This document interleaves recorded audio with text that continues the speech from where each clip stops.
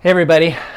I know that in this church we have lots of, well, maybe not lots, but we have some marathon runners in our church, right? I know that some of you are really into running and some of you have run actual marathons.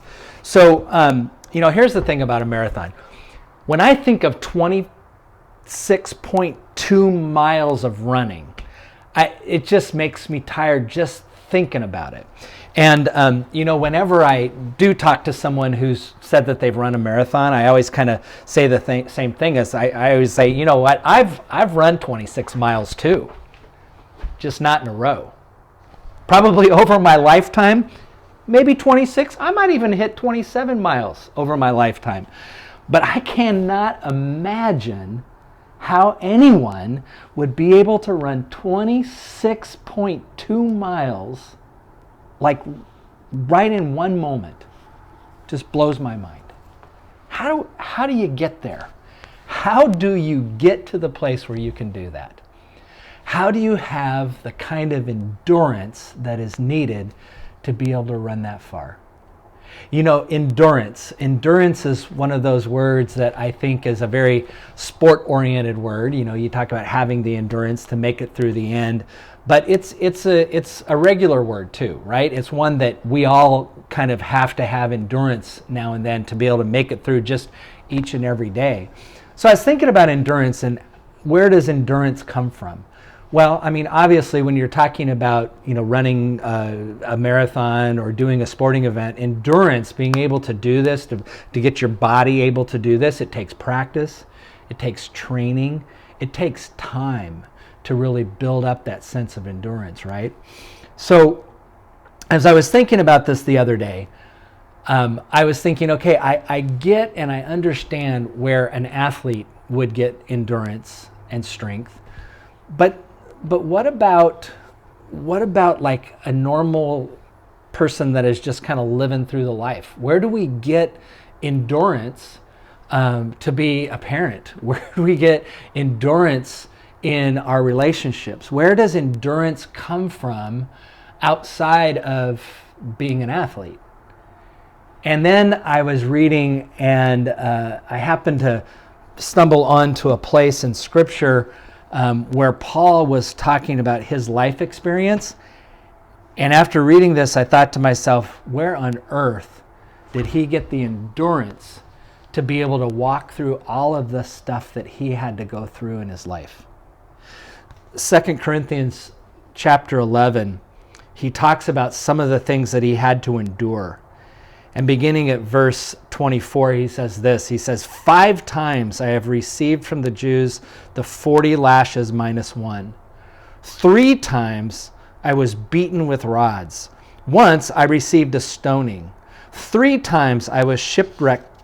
For a night and a day I was adrift at sea, on frequent journeys, in danger of rivers, danger of bandits, danger of my own people, danger from the Gentiles, danger in the city, danger in the wilderness, danger at sea, danger from false brothers and sisters, in toil and in hardship through many a sleepless nights, hungry and thirsty, often without food, cold and naked, and besides other things, I am under daily pressure because of my anxiety for all the churches. Doesn't that just make you tired? Listen to all the stuff that he went through. How did he have the endurance to get through everything that he got through? All the physical beatings, all the physical hardships, as well as this anxiety that he talks about having for the churches. Where does that kind of endurance come from? Do we have to practice that in order to receive that kind of endurance? Well, you know what? We're just out of Holy Week now. We just had a celebration of Easter, the resurrection of Jesus. But you know what? Before Jesus was resurrected, he had to die. And everything that he went through beforehand were things that he had to face and endure in order to get to the place that he could be on the other side of the cross. And when I think about what Jesus went through as well as what Paul went through, what I find is for them, endurance, the key to endurance had to do with trust.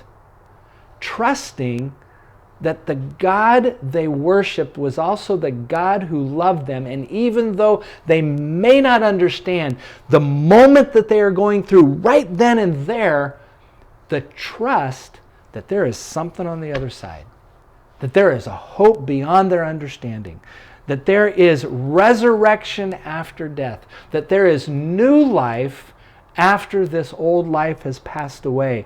That allowed Jesus and Paul to deal with some major struggle, some major turmoil, and allowed Paul to eventually say things like, "For me to live is Christ, to die is gain.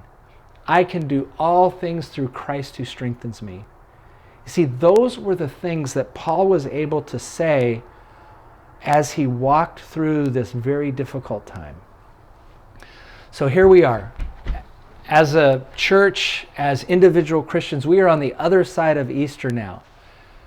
And as we look to this hope of the resurrection that we are given, as we look to the hope of what is out there, this new life that is given and offered to us, no matter where you are right now, in order to get to that place, in order to make it to that place where you have that hope that you're relying on and looking forward to, you got to get through a lot of difficult times. And practice might help. Training might help. But trust in a God who loves you greater than you can ever imagine, to me, that is the key element to endurance. The key thing that we need to get through all the difficult days that are before us. Some of those difficult days we're even in the midst of. So, when it comes to physical health, those kinds of things, let's get out there and let's run our marathons. Let's do our practicing. Let's do our training. But when it comes to getting through life, let's find a way to train ourselves and practice this thing called trust. All right? So I'm off now. I'm heading out. But here's the thing. I'm not going to go run a marathon. In fact, I'm not going to run a mile. But I'm going to do a good vigorous walk, because that's what I can do.